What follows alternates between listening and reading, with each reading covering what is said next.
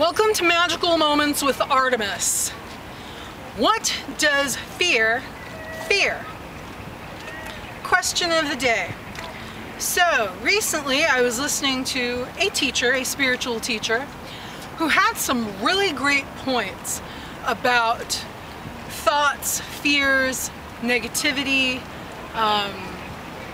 things of that nature, about how to get clear or getting clear about fear and what generates fear. So some of us, to one degree or another, have some level of fear going on.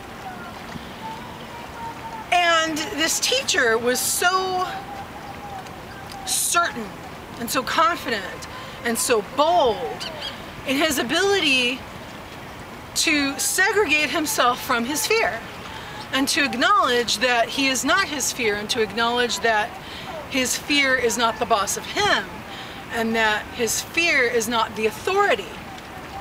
I thought, oh, that was beautiful. And I noticed in feeling my own fear how it can be very commandeering of me. So I started to entertain the question, what does fear fear? And the answer that I feel that I have is that fear fears being left behind, or fear fears not running the show. So, if in this moment you're feeling fear, or if you're aware of a fear that you hold, whether you're experiencing it this red hot minute or not, but you'd like to shift it, let's just notice that. So let's notice our fears. And right over here I'm feeling this little voice that's going, but what you focus on expands. So now I'm expanding into my fear. Okay, so if any of you had that, we're just going to notice that. We're going to say thank you. We're going to sit you right over here so you can float away on the water. Now we're going to go back to focus. Because over here, I'm reminded of when you observe electrons, they change. Period. Whether it's your first time, the last time, your millionth time, doesn't matter. If you observe electrons, they are going to change.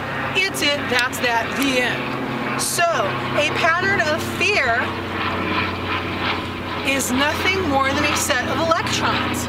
So let's observe this particular set of electrons and notice what changes.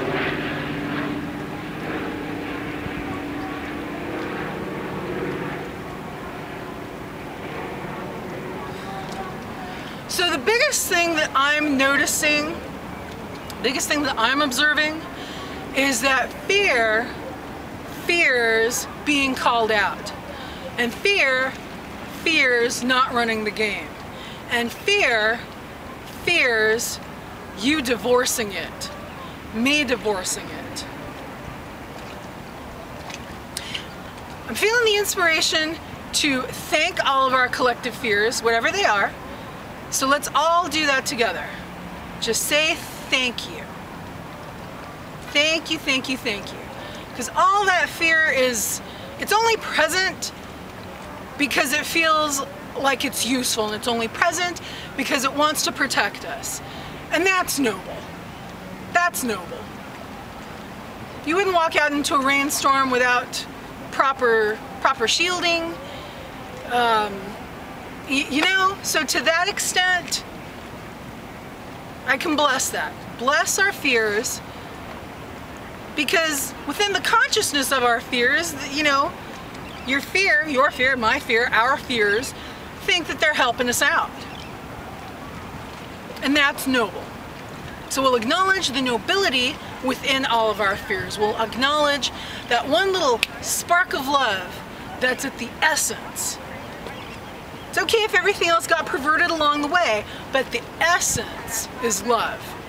So thank that, bless that, love that, acknowledge that. And now, just set that into the wind. And the wind is, it's not real windy, but it's windy enough. So just set that, cast that to the wind.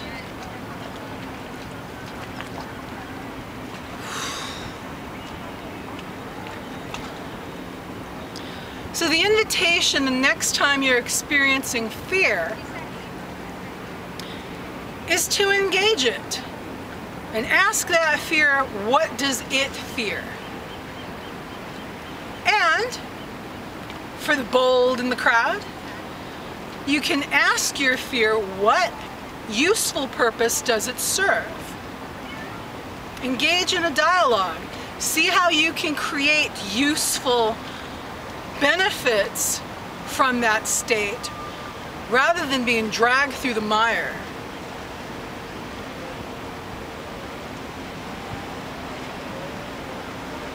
So I just want to access a really nice state of neutrality, a really nice state of blessings. Whew.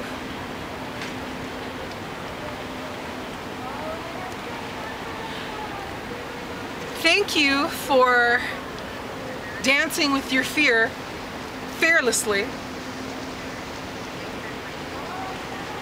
And thank you for watching.